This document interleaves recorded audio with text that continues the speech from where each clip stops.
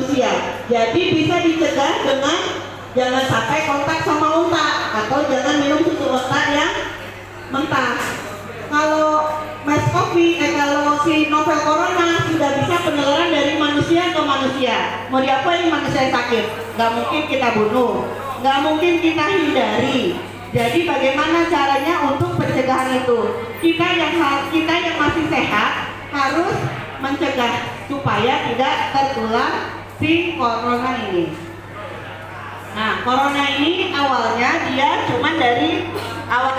virusnya adanya di hewan.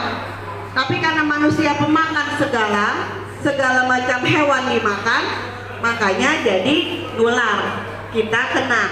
Makanya dalam Islam itu udah bagus banget, udah kita dikasih tahu jangan makan hewan yang bertaring, jangan makan hewan sembarangan, makanlah yang baik-baik saja.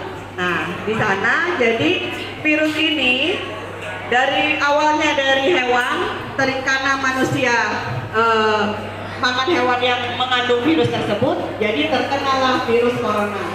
Manusia yang terkena berkontak dengan manusia yang lain, sehingga menjadi banyak yang terkena virus corona tersebut. Ya. Jadi ini kalau flu, orang Indonesia udah sering ya sakit hari-hari. Siapa yang belum pernah kena flu? Siapa yang belum pernah kena flu? Batuk pilek, pasti semuanya udah pada kena ya batuk pilek. Jadi gejalanya itu sama seperti flu biasa. Kenapa dia mematikan? Yang mematikan adalah si pneumonia ini. Karena si corona ini kalau kena ke manusia, daya tahan tubuhnya lagi jelek, virusnya bertambah banyak, menjadi pneumonia. Pneumonia ini yang mematikan, ya. Jadi ditemukan pertama di Cina, kemudian di Indonesia baru 2 yang terkonfirmasi. 2 aja udah bikin panik, udah masker susah, orang ibu-ibu udah borong beras. Gimana kalau kayak di Cina udah ditutup negara kita?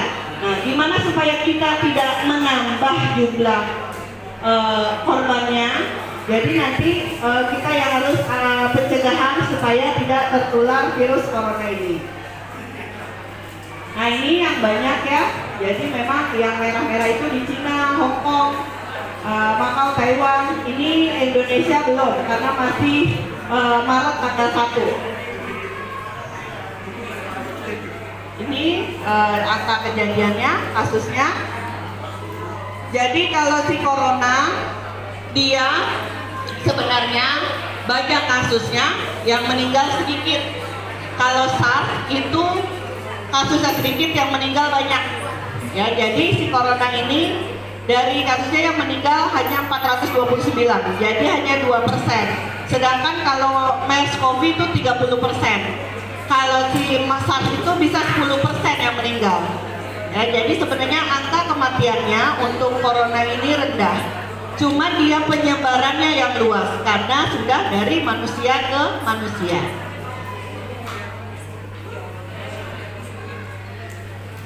Ini di WHO sudah menyatakan sudah wabah di dunia, sudah menjadi kegawat daruratan kesehatan masyarakat yang meresahkan dunia.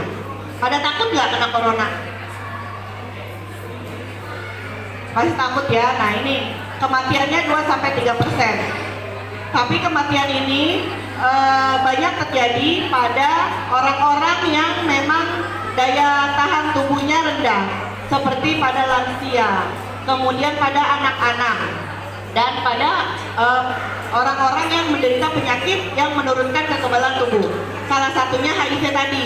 Karena HIV kekebalan tubuhnya turun sehingga dia mudah terkena, dan kalau kena dia bisa parah dan menyebabkan kematian. Kita harus meningkatkan daya tahan tubuh kita sehingga kita bisa melawan virus itu di dalam tubuh kita.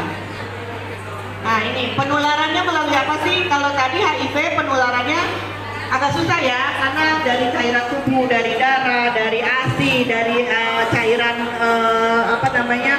kemaluan. Nah, kalau ini penularannya mudah sekali karena dari droplet namanya. Kalau droplet itu cipratan. Jadi kalau orang batuk, orang ngomong itu bisa. Jadi kalau misalnya saya kena COVID nih, saya lagi ngomong gini, bisa nih 1 meter, 2 meter, bisa kena semua. Untungnya saya dalam 14 hari kemarin nggak kemana-mana, di Indonesia aja, ya. Jadi penularannya via droplet dari batuk atau bersin, kemudian kontak dengan personal. Kontak dengan personal gimana? Misalnya orang terkena COVID batuk, dia pakai tangan, dia menyentuh tangga. Kemudian ada orang yang pegang tangga tersebut, kemudian orang itu kucek-kucek mata. Nah, itu bisa terjadi penularan. Makanya kita harus sering-sering cuci tangan untuk pencegahan penyakit dan menjaga kita supaya tidak mudah terserang penyakit. Jadi selain dari droplet, kemudian kontak erat, menyentuh benda di permukaan yang kena, kemudian kontaminasi feses. Nah ini, kalau kita batuk, itu nyimpraknya bisa 2 meter. Jadi kita harus etika batuk. Ada yang udah tahu etika batuk gimana?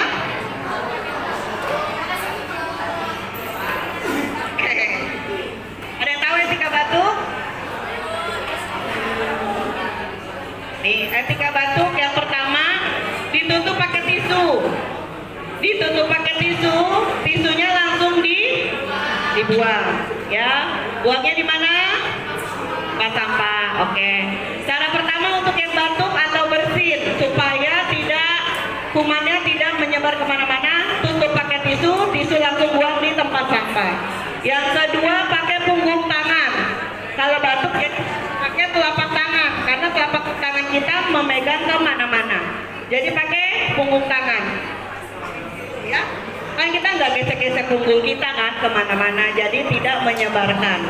Ya, jadi transmisi melalui kontak itu sampai meluas, makanya harus pakai batuk seperti itu. Kemudian jangan lupa kalau yang sedang batuk atau pilek pakai masker.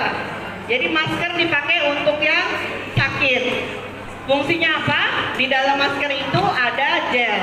Gel itu fungsinya untuk mencegah droplet itu supaya tidak menyebar kemana-mana. Jadi di situ di masker itu, makanya nanti kita ajarkan cara menggunakan masker yang baik dan cara membukanya. Karena udah banyak kumannya, kalau yang pilek, batuk, kalau kita megangnya salah, tetap tangan kita terkena kumannya. Ini ya, tuh transmisi droplet.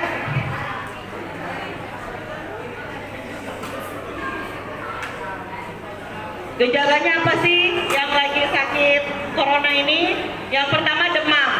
Ciri demam karena virus lebih dari 38 derajat.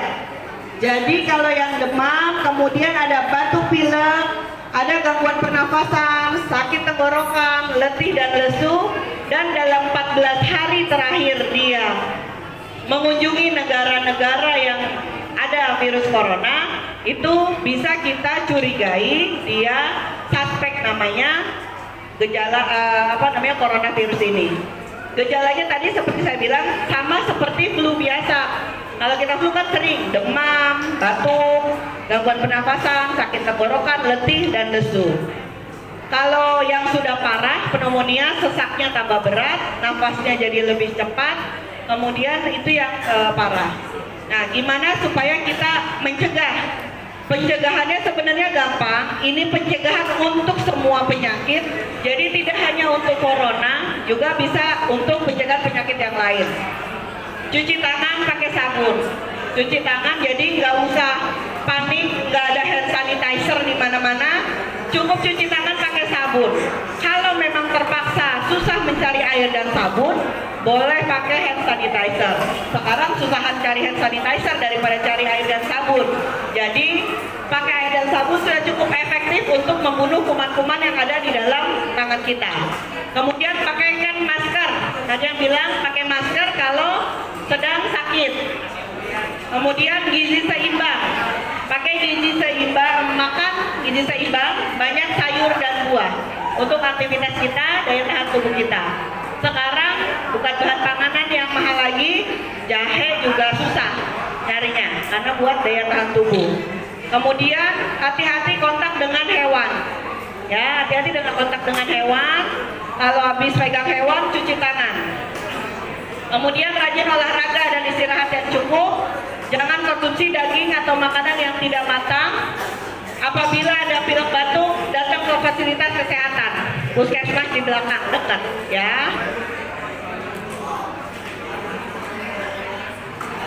Ini